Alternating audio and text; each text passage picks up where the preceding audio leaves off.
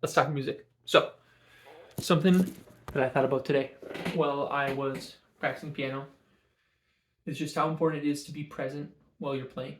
And I think anything in art, whether it's singing, acting, dancing, playing an instrument, it's so important to be present, just how it is in everyday life.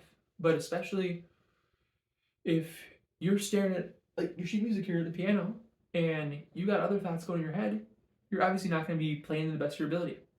And so, one of my biggest tips is meditate before practice or performance. Get in a frame of space where mind, a space in your mind where outside thoughts aren't that much of a distraction. And that's easier said than done. It takes time. But if you can just breathe in, breathe out, and get to the point where you have no thoughts or as little thoughts as possible spinning your head, and then you sit down to practice, it's insane how much better you practice. Like, I was reading my sheet music today, and usually one of the biggest things I struggle with is chords, and just like making sure, like, all right, I'm lying, is it right thing? But I saw something, and boom, I was like, oh, that's C, E, G, that, like, all that, like, I just instantly knew just everything in the chord, and it was beautiful. And it made my playing so much more enjoyable, so much more fun. And after my practice, I didn't go on my phone right away. I didn't consume anything else. I sat on my bed, I laid there, and I just closed my eyes, and it's like I sat with my practice and let it ruminate. And because of that, I had like absorbed more. And I swear this is gonna sound crazy and weird, but it's like I saw the sheet music in my eyes still, and I could feel myself like almost like playing. I could feel my fingers getting more and more familiar with intervals of the song that I was playing, and so I'm not gonna have to like glance down at the keyboard to know what I'm doing. But it's beautiful. And the same thing happens when, for me with singing, is that like for example, I've talked about how when you sing a high note, if you think that this is gonna be a hard note, this is a high note, this is a big note, that's what's gonna make it harder for you to sing it. And so if you just go into the mindset of just being so present throughout the song that all of a sudden it gets there and you're just singing another note, boom, it's gonna slide out. It's gonna like come up almost perfectly every time. And that's because you're not getting in your head and getting in the way of yourself.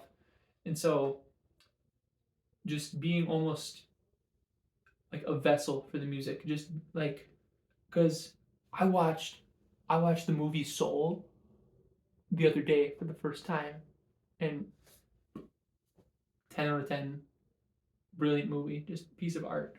And I've never felt so being able to like represent it or being able to be like the feeling of like being like whether it's lost in the keyboard or singing like lost in the music, just the way that it was animated and described and portrayed. It was just so like I had never seen anyone talk about it or describe about that before, but it's just like instant as a guess. Like I started to tear up because it was just so beautiful and relatable, and just I was like, yes, that's because like when you reach that point, that's I feel like that's the peak of musicianship. That's the whole point of it.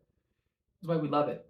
That's how you get lost in it because you love it so much, and so it's just like when you're so in the moment that there's not a single other thought crossing your mind. That's when you're making your best work.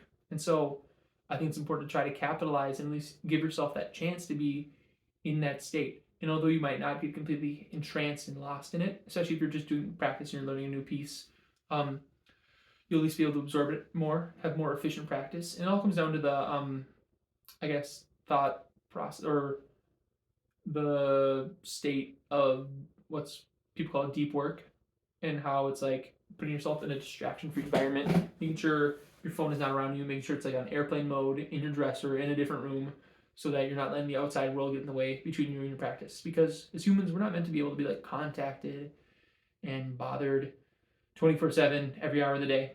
And so it's important for you to have that time where it's just you and your practice. And so the biggest thing I can say to level up your practice is to be more mindful during it, be more present during your practice, because 30 minutes of present practice is better than 3 hours of distracted progress, in my opinion. And that can be said for a lot of things. Like 30 hours of present focused homework is probably going to be better than 3 hours of distracted homework.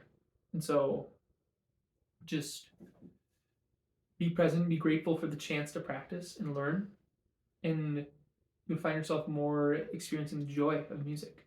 So, hope this is cool. I don't know if anyone's gonna see this. I still haven't gotten a view on any of my videos, but that's okay. All right, have a good day. Bye.